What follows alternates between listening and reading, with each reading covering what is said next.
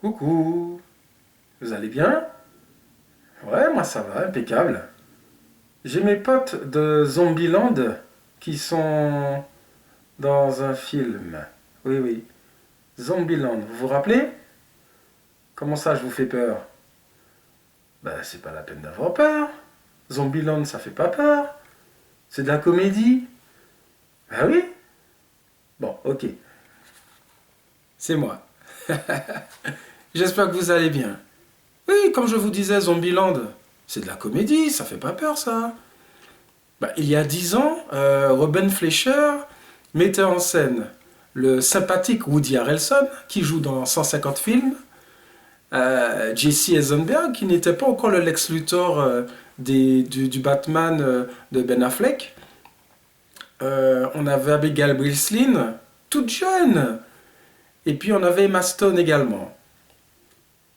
Rendez-vous compte, 10 ans après, tout ce petit monde nous revient et toujours sous la direction de Ruben Fleischer. Entre-temps, ce cher Ruben nous a donné l'effroyable Venom.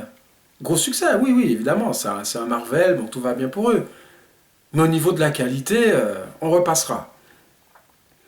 Alors après notre Venom préféré, eh bien, Ruben Fleischer revient à ses anciens amours.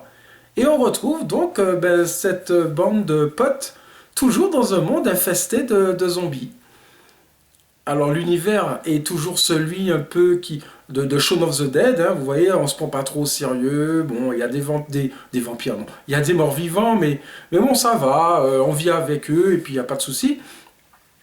Mais là, c'est nos chers amis les morts vivants, s'ils étaient plutôt comme ceux de George Romero dans le premier film, ici, on l'emmene plutôt du côté de Danny Boyle et de 28 jours plus tard, ou 28 semaines plus tard.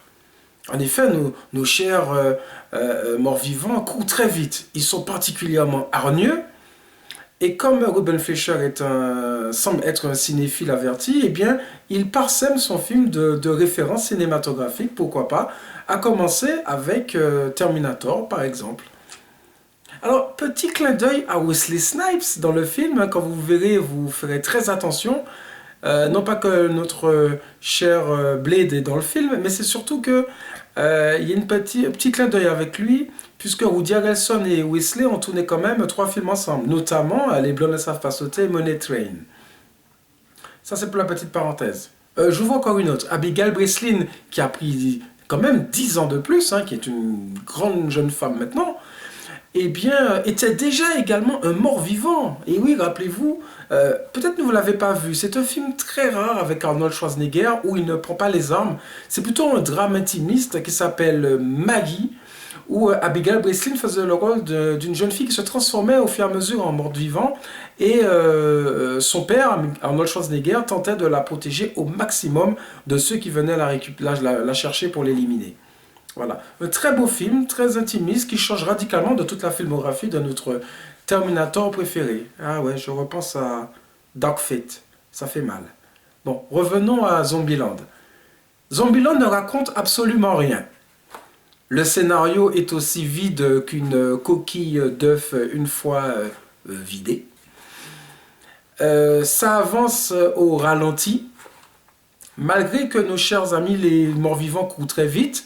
Il se passe absolument rien de passionnant, rien d'intéressant. C'est un film extrêmement bizarre. Pourquoi? Parce que, en fait, malgré l'indigence de son scénario, les personnages sont fortement sympathiques. Et c'est ce qui tire le film, en vérité. Parce que, comme tout le premier film, nos chers amis s'entendent très bien. On sent que les comédiens s'en donnent à cœur joie à jouer ces rôles un peu très légers, on se prend pas la tête. Et surtout, on suit leur pérégrination. 10 ans après, il y a les petites amourettes qui se créent, il y a des rencontres qui se font. Et c'est ça qui fait en fait le sel de ce film, c'est qu'on ne se prend pas la tête avec les morts vivants. On rencontre des personnages par-ci par-là, notamment Rosario Dawson, dans une espèce de fille hautement armée pour affronter les morts-vivants. On rencontre Luke Wilson également, qui fait le double, on va dire, de Woody Harrelson, le double du personnage de Woody Harrelson. Bref, des rencontres qui sont charmantes, qui sont sympathiques, qui font le sel du film, mais finalement, il ne se passe toujours et absolument rien. Les dialogues sont... je vous vois là, vous me voyez là? Oui, c'est bon, je suis là. Les dialogues sont limite insipides, c'est pas particulièrement drôle, mais ça avance quand même de manière fluide jusqu'à ce final qui est un petit peu le clin d'œil à tous les films le clin d'œil à tous ces films de mort-vivant où les personnages humains sont retranchés dans une tour et il y a une attaque massive et il faut pouvoir s'en sortir.